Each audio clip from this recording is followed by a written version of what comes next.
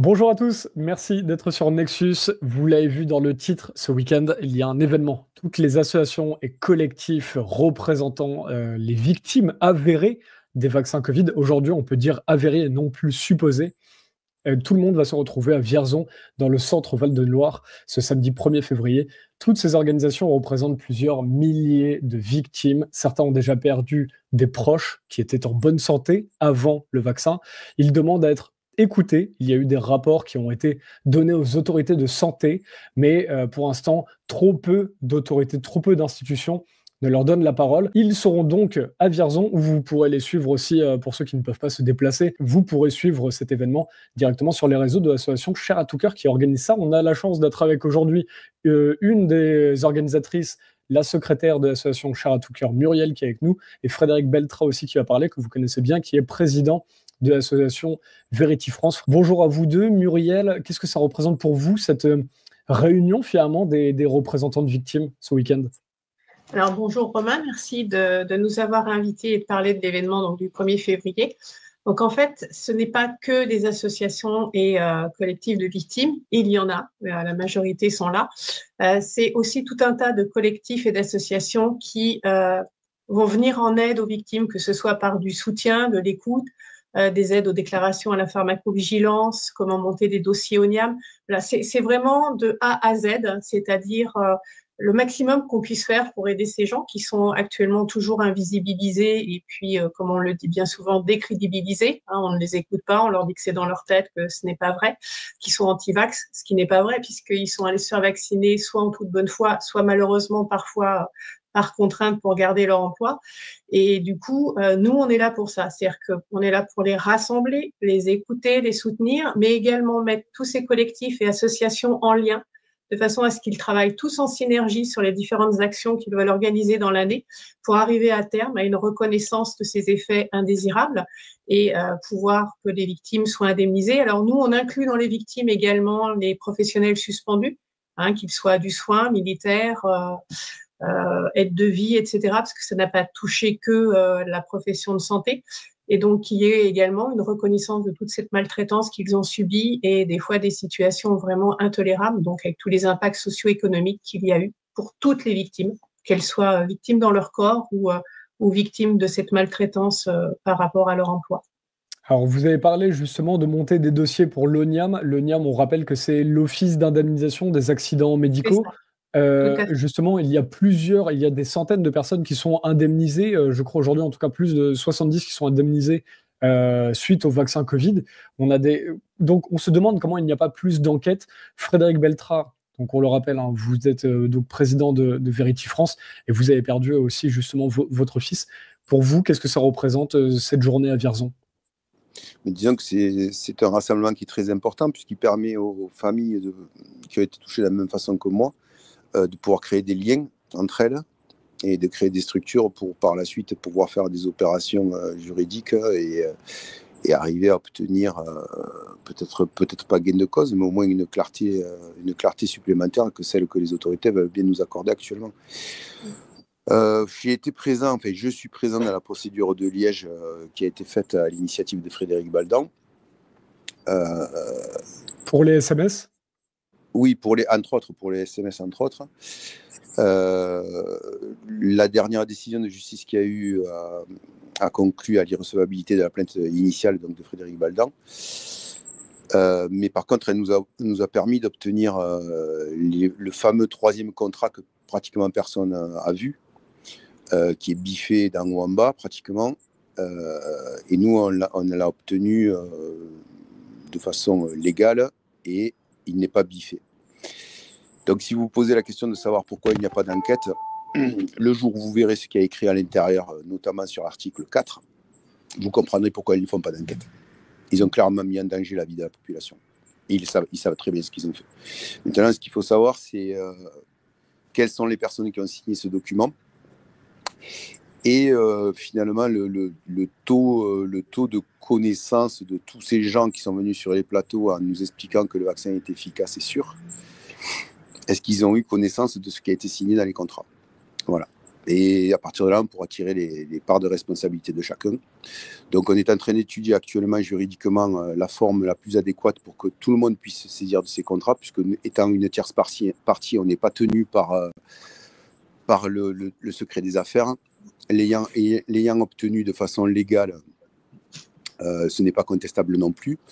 Donc, on est surtout en train d'étudier de la façon dont tout le monde va pouvoir le prendre pour ou attaquer ou se défendre dans les dossiers médicaux, parce que avec ce qui est marqué à l'intérieur, je languis de voir comment les experts vont expliquer que ça ne peut pas provenir du vaccin. Donc, on attend, on est en train de... Il n'y a rien qui presse. Maintenant, le plus dur au travers de cette procédure a été obtenu, c'est-à-dire obtenir des contrats que personne n'avait vus. Quand on les lit, c'est très mystérieux d'arriver à comprendre ne serait-ce qu'une certaine forme d'intérêt public pour la santé.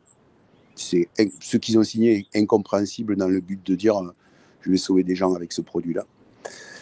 Donc, on va voir. Maintenant, il y a des juristes qui sont en train de travailler sur cette approche-là et de voir de quelle façon on peut faire pour que ce soit le plus utile pour l'ensemble de la population. Et surtout pour que les gens sachent vraiment ce qui s'est tramé derrière ça. Donc c'est ce qui explique que vous n'avez pas d'enquête, vous n'en aurez jamais, parce qu'ils ont des parts de responsabilité qui sont énormes dedans. Il faut savoir que ce contrat a été signé le 20 mai 2021 pour 900 millions de doses. Et que, sans en dire trop, moi-même, quand j'ai lu les clauses, je me suis dit, quelle est la personne qui a la responsabilité publique qui a pu signer un tel document? Voilà. Donc maintenant, attendre une quelconque enquête ou une quelconque saisie de la justice de la part des gens qui ont fait ça et qui l'ont signé, c'est complètement utopique. Tant qu'on n'aura pas de changement au niveau de la direction de l'État, il ne se passera absolument rien, puisque ce sont ces gens qui ont écrit ces documents, qui les ont signés, qui les ont validés. Aller se heurter sur des murs de justice sur lesquels ils ont encore la même mise et où ils ont une capacité d'influence de la justice, c'est complètement inutile. Je pense que la puissance de l'opinion publique, une fois qu'elle reconnaît ces documents, sera telle qu'on sera obligé d'être face à un changement radical du fonctionnement de notre société, française tout du moins. Il va y avoir des documents certainement qui arriveront des États-Unis dans pas longtemps avec le changement politique qu'il y a eu, alors bien ou mauvais. Ça, c'est une autre chose, mais le tout est que ça permettra d'avoir accès à des documents qui étaient classés et auxquels le grand public n'a pas eu accès pour pouvoir connaître ce qui s'est réellement passé avec cette folie de produits nouveaux qui a été injecté dans 84,5% exactement de la population européenne, c'est-à-dire 84,5% de la population européenne a reçu officiellement au moins une dose de ce produit plus qu'aventureux. Donc il va y avoir forcément des conséquences à long terme, comme les vaccins d'ailleurs. Il y aura des conséquences à long terme dans le fonctionnement de notre société. On n'a pas encore commencé les changements qui vont s'opérer parce qu'ils sont obligatoires à la vue de ce qui a été écrit dans ces documents. Alors justement, donc là, il faut bien rappeler, hein, les contrats dont vous parlez, c'est que justement, Frédéric Baldor a obtenu au travers de sa procédure pour essayer d'obtenir les SMS qu'Ursula von der Leyen, la présidente de la Commission européenne, a échangé avec le président de Pfizer, Albert Bourla, pour négocier ces contrats. Les contrats étaient toujours caviardés, c'est-à-dire on voyait que du noir sur les éléments importants. Là, Frédéric Baldor a obtenu la copie non censurée de ces contrats. Donc c'est une bonne nouvelle, c'est de ça dont vous êtes en train de parler. Il n'y a pas que ça. On parle des contrats comme étant un élément central, bien sûr, puisque personne n'avait eu accès aux conditions d'obtention de ce produit qui a été injecté, donc, comme j'ai dit, dans 84% de la population. Mais au-delà de ça, dans cette procédure, il y a une enquête qui a été faite par un juge d'instruction pendant 18 mois et par des services de police belges qui démontrent qu'il y a clairement des malversations qui ont été effectuées. Alors, l'irrecevabilité a été faite sur la forme de la saisie de la plainte, mais elle ne remet en cause jamais les délits qui ont été commis par la présidente de la Commission européenne. Donc ça n'a pas été jugé sur le fond, ça a été jugé juste sur la structure même du dépôt de plainte. Donc maintenant, on est fort en gros d'une enquête de 18 mois faite par des services compétents de police qui ont amené énormément d'éléments à l'intérieur. Donc la procédure fait quand même 5000 pages, donc c'est quand même un dossier assez colossal. Donc on a tous ces éléments qui ont été faits par des services officiels d'enquête qui démontrent que Mme von der Leyen, elle n'est pas aussi claire que ce qu'elle veut le prétendre médiatiquement et publiquement. Et ensuite, on a enfin obtenu les contrats avec les annexes des contrats. Et surtout, c'est le contrat définitif, c'est-à-dire c'est celui qui valide l'achat du produit dans les conditions telles qu'il est présenté par le producteur. Et sans en dire trop, ça va quand même un peu, pas un peu, ça va radicalement à l'inverse de ce qui a été annoncé publiquement le jour même par des communiqués de presse. Donc, il va falloir qu'ils nous expliquent tout ça. Voilà, donc on n'est pas pressé. Nous, nos enfants sont morts, ils sont dans un trou. Il y a des victimes, malheureusement, qui sont, comme vous disiez tout à l'heure, Mélanie qui est en fauteuil roulant et son état de santé est en train de se dégrader. Mais il va y avoir des gens derrière qui sont en très bonne condition physique et intellectuelle pour aller mener le combat pendant longtemps et sur une durée qui va durer sur plusieurs années, c'est certain. Donc, oui, tout à fait. Maintenant, on a obtenu le plus difficile. Voilà, c'était ça. Donc, ce n'est pas une défaite, c'est au contraire une très grande victoire parce que ces documents étaient très, très verrouillés. Et on en a personne parlé. n'y avait eu accès. Donc, et on en a parlé sur cette chaîne.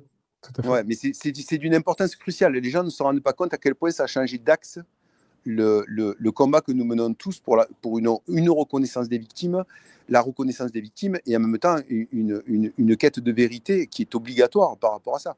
On ne peut pas avoir un produit qui est rentré dans autant d'organismes d'Européens sans en connaître les conditions. C'est du jamais vu. Et forcément, les gens qui ont couvert ça, ils se protègent, ils vont tout faire, tout ce qui est à leurs moyens pour se protéger au maximum.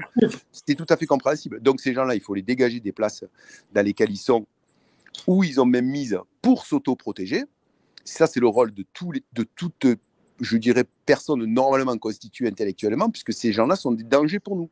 Voilà. Donc maintenant, il faut que ces gens-là, on les sorte des postes qu'ils ont, et qu'on amène devant la justice, devant une justice qui ne va pas être sous la coupe de leur décision ou de leur mutation, les dossiers avec les éléments, avec les pièces, et que la justice fasse son travail. Parce qu'il y a eu trop de victimes. Vous parliez de 72 personnes reconnues par l'OMIAM, mais combien... Je pense que c'est plus. C'est largement plus. Déjà la NSM, en juin 2023, elle mentionnait qu'il y avait 200 000 victimes. Sur les 200 000 victimes, il y avait 24% d'effets graves. Donc, on est très largement en dessous des ratios de victimes déjà répertoriées par la NSM, en sachant qu'il y a une sous-évaluation de 1 à 10 pratiquement, alors sans partir sur du 10, en partant sur du 5, ça fait quand même presque 1 million de victimes, donc ça fait quand même beaucoup de monde. La complexité a dévolé, il a fallu que des associations se montent pour pouvoir aider les victimes, parce qu'elles sont affligées psychologiquement et physiquement, pour aller mener des combats administratifs qui sont d'une complexité à toute épreuve, parce que bien sûr, ça n'a pas été fait pour simplifier le parcours des victimes pour qu'elles se fassent reconnaître. Donc, c'est un dédale de documentation et de réponses qu'il faut amener là-dessus. Donc, il y a des associations qui sont spécialisées là-dessus pour aider les victimes. Mais on est très loin. Rien que nous, on a des cas qui sont, je ne sais pas, on doit en avoir peut-être 1 millier maintenant, de cas qui sont clairement, voilà, au fur et à mesure, ils sortent. On a eu dernièrement le cas de monsieur qui était mort sur le parking du centre de vaccination en Suisse, qu'on avait révélé il y a très longtemps, je crois que c'était en décembre ou janvier 2022, bon, qui est reconnu. Il y a eu le cas du petit Anthony Rio, pareil, qui au fur et à mesure avance. On a une autre jeune fille, pareil, qui est actuellement en train de passer devant l'ONIAM pour une paralysie de belle. Et ça nous avait valu la suspension de notre compte Facebook en disant que c'était une fausse information, alors qu'il s'avère que c'est bien le vaccin qui lui a donné cette paralysie de belle. Donc, au fur et à mesure, ça avance, mais ils nous ont clairement mis en face des herses pour empêcher ça. Mais c'est tout à fait logique. Ce sont des gens qui ont été défaillants et qui continuent à se protéger comme ils ont toujours fait dans leur circuit étatique d'institutions. Ils se protègent entre eux. J'avais une vie très confortable, je n'avais pas besoin d'aller me battre contre ces espèces de chiens galeux, parce que ce sont des chiens galeux, ces gens en parlant clairement.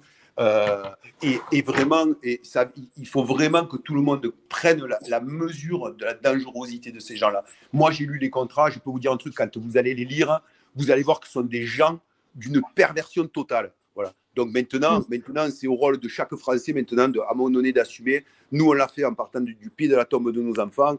On livre un combat sans concession face à ces gens-là. On a été discrédités, on a été diffamés, on nous a traités de tous les noms, alors qu'on est simplement des victimes. Et à un moment donné, ces gens-là, il faut s'y opposer totalement et leur rentrer dedans. Voilà. Alors moi, je suis pas peut-être que mes propos sont peut-être un peu trop francs, mais à un moment donné, il faut arrêter les rondes de jambes. Voilà. Il faut arrêter les rondes de jambes. Ces gens-là sont dangereux. Et il faut dire ce qu'il faut dire. Voilà. Muriel, est-ce que de tout ce qu'a dit Frédéric, qu'est-ce que vous en ressortez? Vous, qu'est-ce qui vous a motivé justement à organiser cet événement ce samedi? Ben, nous, ce qui nous a motivés, c'est qu'à la base, donc pendant la crise sanitaire, on a été plusieurs collectifs à se monter dans le département du Cher, voilà, par rapport aux injonctions, au confinement, etc. Et donc au débarrage, on aidait en fait essentiellement les suspendus. Moi, pour ma part, j'étais hospitalière, j'ai pas l'étiquette suspendue, mais voilà, j'ai fait une énorme dépression nerveuse et je n'ai jamais pu remettre les pieds en milieu hospitalier par rapport à toute cette violence que les professionnels de santé ont subie et autres, puisqu'il y a plein d'autres secteurs qui ont été devant la même obligation. Et au fur et à mesure, on a vu effectivement ces victimes arriver et on a pris conscience qu'en fait, ce n'était pas deux combats séparés, mais que c'était bien le même combat de victimes de la crise sanitaire. Alors, les impacts sont pas les mêmes, quoique nous, on a eu quand même des suicidés parmi tous ces professionnels suspendus. Quand on se retrouve 20 mois sans aucune ressource, je vous laisse imaginer comment faire pour arriver à manger, payer sa facture. Il y en a qui ont vendu leur maison, il y en a qui sont retrouvés dans des voitures avec leurs enfants, il y en a qui sont venus, voilà, on faisait des collectes alimentaires. Donc vraiment, il y a vraiment une violence d'État par rapport à ces gens. Et donc nos chemins, en fait, se sont tout naturellement croisés avec ces familles de victimes. Et on s'est dit, mais en fait, le combat est commun. Donc, on va se rassembler. Comment se rassembler? Il faut créer un événement. Donc, on a monté une association qui s'appelle donc Cher à tout cœur. Et l'année dernière, en février 2024, on a fait les premières rencontres, un peu artisanalement, mais il y a quand même eu un succès véritable. Et cette année, c'est incroyable, c'est vraiment exponentiel. On en est à 50 associations, enfin 54 associations et collectifs. On en a encore une qui s'est inscrite hier, qui vient d'Italie. Voilà, on est à l'international puisqu'on a 8 pays étrangers qui vont être présents, soit par vidéo enregistrée, soit en présentiel. Donc, il y a vraiment une demande de création de liens national et international. Donc, Waouh. on est actuellement, sans les visiteurs, on est déjà plus de 300. Donc, ça vous laisse imaginer l'exponentiel par rapport à l'année dernière, le Les besoin. pays, qu'est-ce qu'on a en plus des Alors, États-Unis et de la France? on a l'Allemagne. Alors, je vais essayer de me rappeler dans le bon sens. On a l'Irlande, on a les Pays-Bas, on a l'Allemagne, l'Autriche, l'Italie. On a également quelqu'un, alors qui n'est pas d'un collectif, mais qui était une anthropologue brésilienne qui était venue l'année dernière et qui revient spécialement cette année. Et je crois que j'oublie. Et on a la Belgique qui est à nouveau là.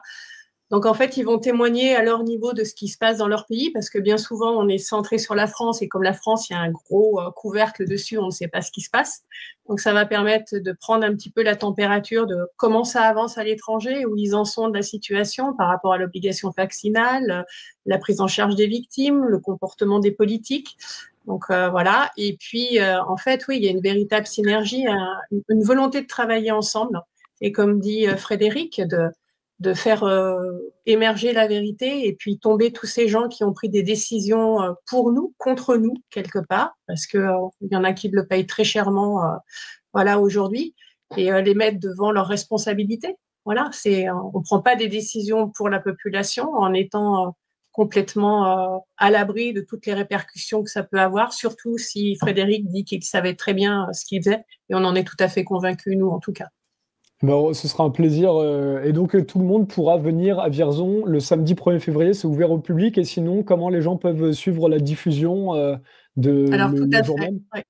Alors, la journée donc, du 1er février est ouverte au public de 9 h à 18 h. Nos équipes techniques travaillent pour effectivement pouvoir proposer des streamings sur certaines interventions, puisqu'il faut savoir que ce sont 2 auditoriums et 3 salles qui vont tourner en même temps sur différents sujets. Donc, vous ne pourrez pas tout suivre en même temps, malheureusement. Le programme est très dense. Il y a eu beaucoup de demandes voilà, sur des sujets très différents. Mais vous pourrez déjà suivre. Il y aura des replays, bien sûr, après. Et puis, on a la chance d'avoir, comme vous, plein de médias partenaires, des petits médias indépendants ou plus importants qui vont couvrir l'événement en présentiel, voilà, reportages, interviews, etc.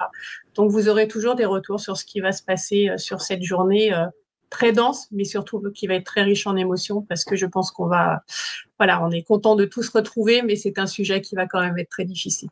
Et c'est ça que je trouve fascinant dans l'organisation de Vierzon, c'est que les gens justement de l'association dépassent parfois, j'ai été en contact avec les techniciens qui organisent cette diffusion, sont des gens qui se disent bon, j'ai envie de pouvoir aider, je prends la caméra. Il y a notamment Samuel comme ça, à qui il faut rendre hommage. Ce sont des gens qui se démènent forcément et qui bloquent, qui cassent les obstacles pour pouvoir justement venir filer un coup de main autant que faire se peut. Merci à vous pour cette vidéo, Frédéric, justement de tout ce qui a été dit et cette réunion à l'international, que des personnes de plusieurs pays viennent, et cette communion avec plusieurs, des gens au-delà des frontières. Qu'est-ce que ça représente pour vous? Est-ce que ça vous donne un vrai espoir? On a compris que vous étiez tellement déçus, vous n'aviez pas d'attente, mais voilà, qu'est-ce que les gens peuvent attendre pour demain, peut-être? Disons que le fait qu'il y ait plusieurs pays qui se réunissent, c'est tout à fait normal. Et encore une fois, on n'est qu'au début de la tendance, puisqu'ils ont trouvé l'intelligence de mettre un produit novateur, enfin novateur ou pas novateur du tout, parce que c'est peut-être une énorme connerie, pratiquement dans l'ensemble de la population mondiale. Donc, on est qu'au début de la chose. L'année dernière à Vierzon, je crois que de mémoire, il y avait encore des gens bien pensants qui avaient fait la démarche d'essayer de faire supprimer auprès de la mairie, de faire interdire la salle, si je ne me trompe pas. Oui, Il me semble de mémoire qu'il y avait eu un truc dans ce style-là. Donc tout ça, c'est tout à fait normal. Ah, on a une coupure de... Ouais. Souvent, ça arrive, ça appelle 4-7 fois des gens, je ne sais pas pourquoi. Et donc, enfin bref, donc oui, c'est tout à fait normal, que ça s'élargisse au fur et à mesure, qu'il y ait de plus en plus d'associations qui se créent. D'ailleurs, nous, c'était le souhait qu'on avait au début quand on a commencé notre association. Sur les premières victimes qui nous rejoignaient, on ne leur disait pas qu'ils voulaient, enfin, on ne souhaitait pas finalement qu'ils adhèrent chez nous. Ce qu'on voulait, c'était que ils créent leurs propres associations pour qu'on puisse avoir un poids et que surtout l'État et les institutions voient qu'il y avait un impact pratiquement dans toutes les régions. Donc, c'est très bien que maintenant il y ait 50 associations. J'espère que l'année prochaine, le chiffre doublera. Enfin, finalement, on espère que ça double, mais c'est quelque chose de malheureux parce qu'en vrai, nos associations n'auraient même pas dû exister. Bien sûr. Elles existent par les conséquences de ces gens. Mais on n'aurait jamais dû sortir de nos vies. Ce qui nous a été fait n'aurait jamais dû être fait. Donc, on se retrouve, comme je vous ai dit tout à l'heure, dans des combats finalement qu'on n'aurait jamais menés. On se retrouve à se connaître parce qu'on a vécu à peu près tous les mêmes drames.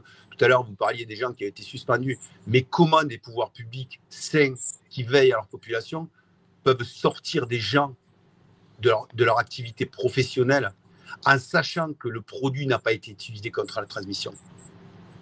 Qui sont ces personnes qui décident ces choses-là? Où on a vu qu'il y avait des soignantes qui s'étaient suicidées par rapport à ça, où ils ont traité les gens moins que rien. Et ils savaient pertinemment que la transmission n'avait pas été étudiée. Donc, on est sur des points qui sont complètement abjects de ces personnes-là. Donc, malheureusement, on est dans un combat comme ça, mais on y est involontairement. On n'aurait jamais dû y être. Si les décisions avaient été prises comme elles auraient dû être prises, il n'y aurait pas dû avoir tout ce qui s'est passé et tout le combat qu'on va être obligé de mener pendant des années, quoi. C'est un immense gâchis pour tout le monde. Moi, de devoir combattre contre des gens qui sont dans nos institutions, je vous dis franchement, ça me fait peine parce que moi, j'aime mon pays et de devoir me battre contre des gens qui finalement ne méritent pas de nous diriger, c'est quelque chose déjà de difficile à faire. Et du coup, là-dessus, alors je vais finir par deux petites questions, parce que pour Muriel, effectivement, c'est extrêmement intéressant de reparler de toutes ces... C'est pas de la censure, mais beaucoup d'associations ont souvent du mal, on leur interdit d'utiliser des salles pour organiser des événements de cette manière, alors qu'on parle de personnes qui ont perdu des membres de leur famille. Donc, que l'année dernière, Vierzon avait failli être annulé parce que les personnes, des entités locales essayaient de faire fermer les salles. Ça, c'est quelque chose qui se produit plein de fois. Muriel, je vais vous redonner la parole là-dessus, mais juste Frédéric, juste par rapport à ce que vous êtes en train de dire, toutes les personnes qui sont peut-être dans le cas, ont perdu un proche comme vous, ont perdu un proche suite au vaccin Covid, mais ne sont pas bien sûrs, et puis leur médecin leur dit mais c'est dans votre tête, ça n'est pas vraiment le vaccin Covid. Non, ça se non. Alors ça, c'est un effet qui est complètement en train de se dissiper. de penser que les gens qui ont des effets indésirables sont des fous. Maintenant, quand vous parlez avec des médecins, même généralistes, moi j'ai eu l'occasion, pas plus tard que la semaine dernière, de parler avec un médecin que je connais, qui était ce qu'on appelle entre guillemets pro-vax au démarrage. Au fur et à mesure que les informations arrivent, ils commencent à traiter clairement les victimes supposées d'effets secondaires de manière différente, et ils commencent vraiment à les traiter de façon médicale, en prenant en compte le facteur justement de la possibilité d'une intervention du vaccin dans les maladies qui sont déclenchées par la suite. Or, auparavant, ce n'était pas du tout fait. Donc, ça veut dire qu'au fur et à mesure, on avance sur ce terrain-là. C'est un terrain où les médecins qui ont vacciné au début, ils vont s'apercevoir très rapidement qu'ils ont été trompés sur la qualité du produit qu'ils ont injecté aux populations. Et donc, à partir de là, il y aura encore un nouveau basculement où je pense qu'ils épouseront à bras le corps les victimes qui arriveront en disant qu'ils supposent que ça peut provenir du vaccin. Et ce nouveau facteur va rentrer en ligne de compte dans les diagnostics médicaux qui seront faits dans les années qui arrivent. Et c'est tout à fait logique parce qu'au début, ils étaient complètement aveugles, donc ils ont reproduit comme des perroquets ce que les menteurs nous disaient à la télévision.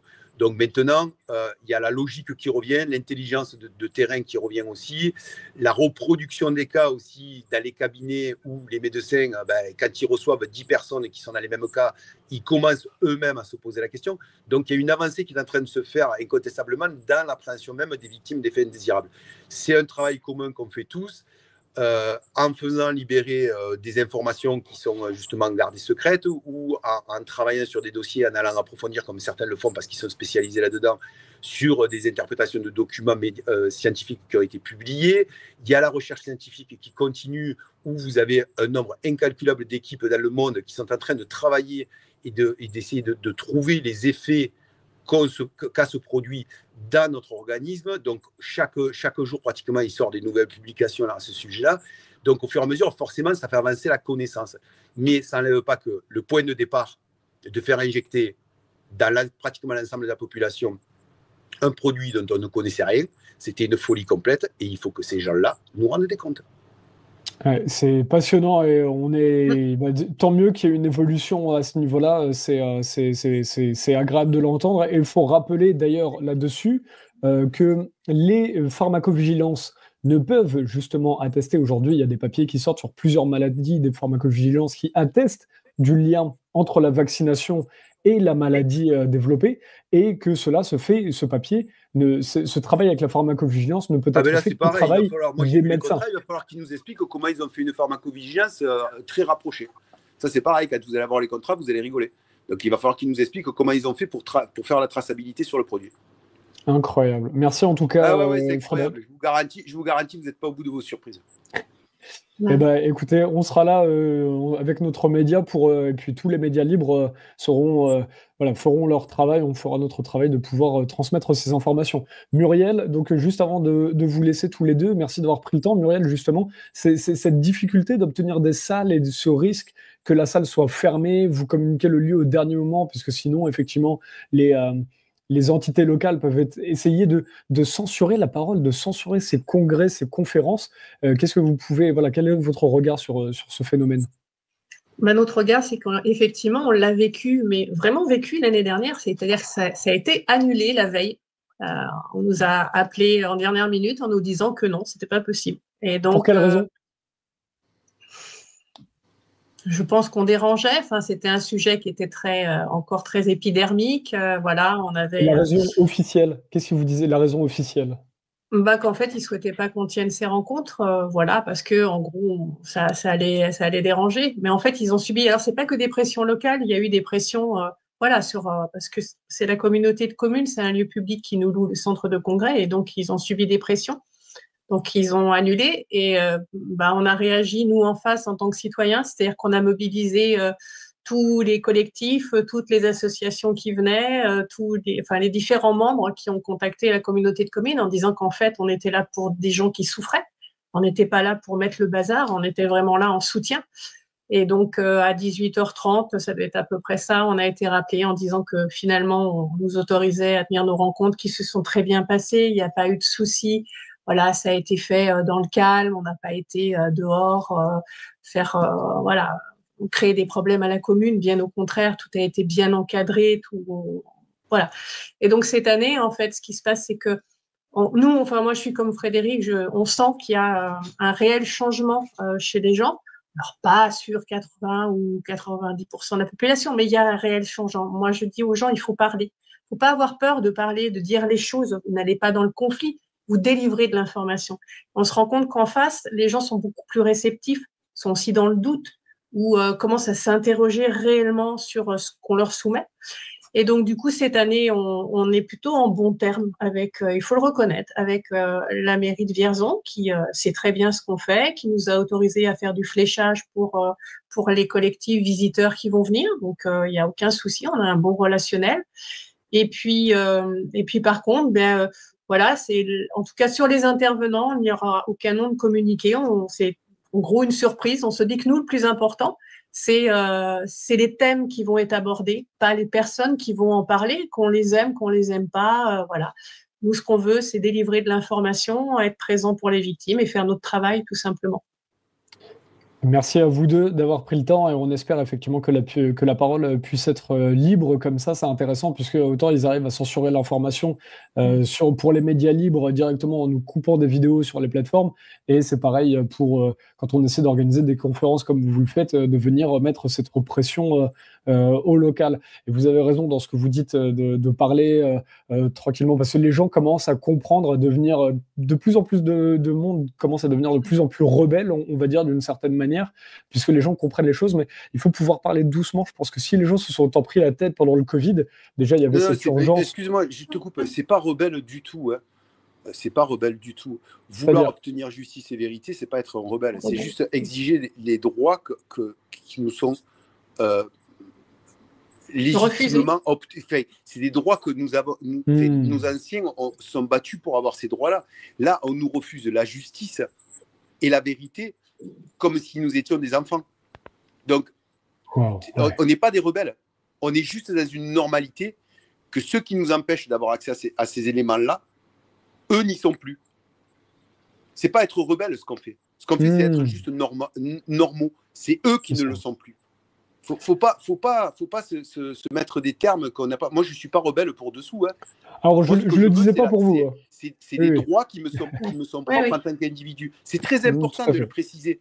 Parce que c'est exactement de la même acabit que quand ils nous traitaient d'antivax alors que nous étions vaccinés. C'est juste des inversions de position. Hein. Il faut recaler les choses. Pardon si j'étais maladroit dans mes propos. Non, c'est pas maladroit. Il y a beaucoup de gens après qui peuvent utiliser le terme en disant mais ce sont des rebelles. Moi, je ne suis pas rebelle pour un centime. Hein. Moi, ce que je veux, c'est juste la vérité et la justice. C'est pas la même chose. Hein. Bien sûr. Je ne suis pas là, moi, pour aller faire une révolution. Hein. Je suis là pour obtenir ce que normalement, dans un État normalement constitué et intègre, je devrais avoir sans aucune difficulté. Or, qu'est-ce qu'on nous met en face? On nous met des herses. Et plus on nous met des herses, et plus forcément, on monte en agressivité. Ah, ça a coupé. Alors effectivement, je ne parlais pas de Frédéric Beltra ou des gens qui font ce travail-là à Verity France. Je parlais vraiment de comment est-ce on voit de plus en plus de gens qui ne remettaient pas les choses en question et qui le remettent aujourd'hui. Et je pense que c'est un travail de longue haleine, effectivement, puisque c'est un tel bouleversement parfois quand on se rend compte, effectivement, comme dit Frédéric Beltra, on refuse la justice à certaines personnes. Donc il faut pouvoir y aller de manière douce. Oui, en fait, faut pas que les gens se sentent. On les montre pas du doigt. Chacun a pris sa décision, chacun a fait ce qu'il jugeait bon pour lui-même. Ce qu'on demande, c'est de pouvoir échanger, qu'on soit d'accord ou pas. Mais c'est surtout pas montrer du doigt en disant ceux-là ont eu tort, ceux-là c'est bien fait. On l'a trop entendu, trop vécu. Enfin, je veux dire, quand on faisait les collectes, on a été insultés en nous disant mais c'est bien fait, vous aviez qu'à vous faire. Voilà. On a eu trop de violence pour reproduire la même chose. On n'est pas dans ça. Comme dit Frédéric, on demande le droit de savoir et que la vérité soit mise au niveau du public et qu'ils se rendent compte de ce qu'il s'est passé. Tout à fait. Mais ce qu'on demande, c'est une évidence au final. C'est quelque chose qui devrait couler. Ça devrait être d'une simplicité complète. Donc si ça ne l'est pas, c'est qu'il y a des gens derrière qui ont tout simplement intérêt à ce que ça n'arrive pas parce qu'ils ont pas agi comme il fallait. C'est aussi simple que ça. Et tout ce que vous voyez là qui viennent, qui prennent des postures, hein, C'est parce que tout simplement, ce sont des gens qui ne sont pas clairs. C'est tout. C'est aussi simple que ça en réalité. Merci à vous deux d'avoir pris le temps et on espère que cet événement sera le plus bel événement possible et que voilà, il émergeront de belles choses et des prises de conscience. On rappelle pour suivre sur la diffusion vidéo, c'est sur Twitter. Alors, normalement, ce sera sur X et Crowdbunker sur la Voilà. chaîne Share à tout cœur. Voilà. Donc c'est des nouvelles plateformes de Share à tout cœur qui voilà, sur lesquelles les gens pourront. Alors, vous pouvez déjà aller vous abonner là-dessus, comme ça les gens pourront trouver la vidéo le plus rapidement possible. Et on essaiera je sais que nos équipes techniques sont en lien aussi avec deux Unami pour essayer de streamer par rapport à leurs canaux personnels. Donc voilà, il y aura plein de façons de pouvoir assister à certaines interventions. Eh ben, nous, sur Nexus, on essaiera le vendredi et le samedi de guider les gens vers ces plateformes pour suivre le plus facilement cet événement. Merci à vous deux d'avoir pris le... On rappelle, c'est 9h-18h pour les gens sur place. 9h-18h pour le public, au centre de congrès de Vierzon, 16 rue de la Société. Française. Merci à vous deux d'avoir pris le temps. Frédéric, on l'a dérangé au tout dernier moment. Merci d'être venu. Oui, d'ailleurs, c'est ce qui explique l'image parce qu'il me reste 3% de batterie. Donc, mine de rien, il faut monter un peu l'adrénaline là. Ah bah oui. Mais c'était. Bonne journée à vous. Vous aussi. Merci beaucoup. Au revoir à vous deux. Bonne journée à vous. Au revoir.